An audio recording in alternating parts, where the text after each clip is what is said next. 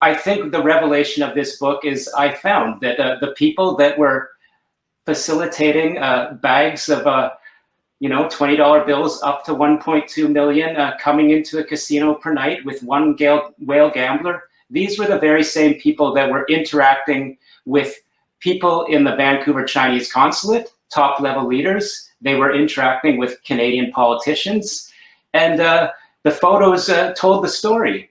And I followed it. I wouldn't let the story go. And I have to say, I do think that I took my motivation to another level when I discovered that the people who are associated with the ePirate, largest ever casino money laundering investigation in Canada, I found that associates of these transnational criminals were in the crowd that surrounded a church building of Hong Kong Canadians. Same people were involved, allegedly in harassing a Uyghur activist outside of an event that was run by what we're told is the controlling level United Front Work Department group in Canada on the West Coast. For me, in writing Wilful Blindness, illustrating these high-level financial and geopolitical issues for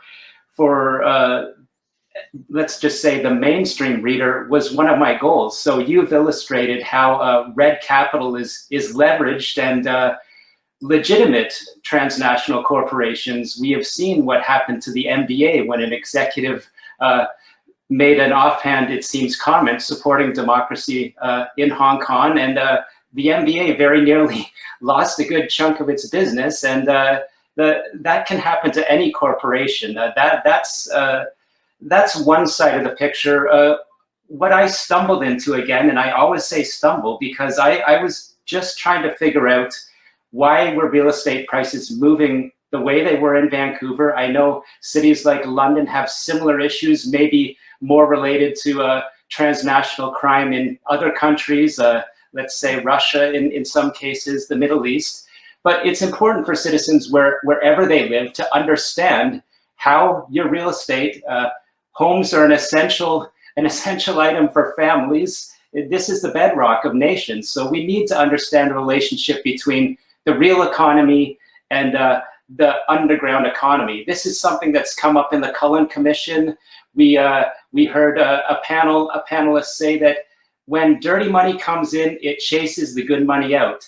And so we try to put a handle on how big is that chunk of dirty money. People ask me that question all the time. So I'll say that when we're looking at legitimate casinos, illegal casinos in British Columbia, my estimation is from $2 to $3 billion has been laundered going back to the late 90s. My book, for the readers, there's a very detailed history of how Macau-style money laundering came in with the game of Baccarat in the 1990s, how the triad leaders came in at the same time, how it was related to geopolitical events in Hong Kong, Macau, and Beijing.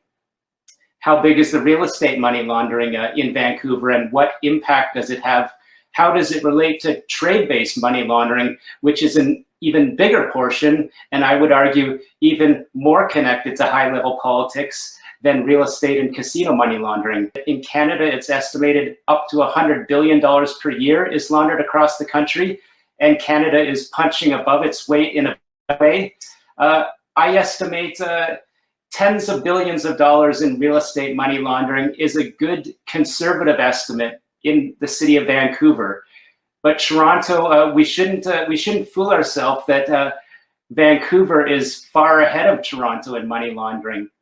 My more recent investigations that made it into Wilful Blindness do show how underground banking related to Iran, mainland China, and the Middle East is a huge issue in Toronto.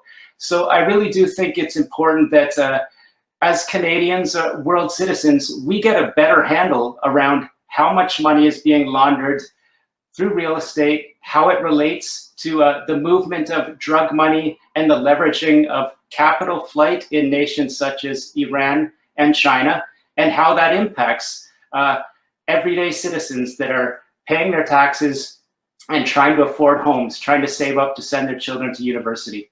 There is the Canadian Friends of Hong Kong and the Canada Alliance Hong Kong. These are groups that really are shouldering, I'm sure there are some more community groups that are shouldering most of the weight of what, in my view, Ottawa, our leaders, should be doing, and that is making sure that people of every race and all backgrounds in Canada are free to live their democratic lives and not feel that they're surveilled and harassed. And what I heard and really bothered me was those people said, no one, not one Canadian politician, we alerted them that we felt that our freedom of expression and religion was suppressed. We feel that our identities were captured, potentially, you know, to be put in some hard drive in the consulate over in Beijing so our family members could be leveraged, and no one had our back, no politicians.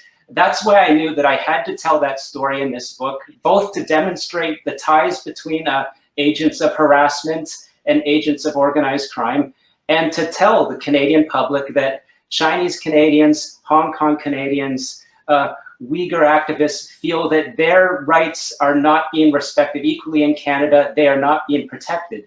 This book started really with just the most scandalous casino crime that you can imagine. British Columbia being an absolute brazen outlier. Not even in Macau or Las Vegas could people imagine people walking into a casino with a hockey bag with $1 million in 20s, wrapped in elastic bands, and in some cases with cocaine or fentanyl dust dripping off them. So this started as a super blockbuster crime story. And following it year after year, it became, you know, it got into that espionage story.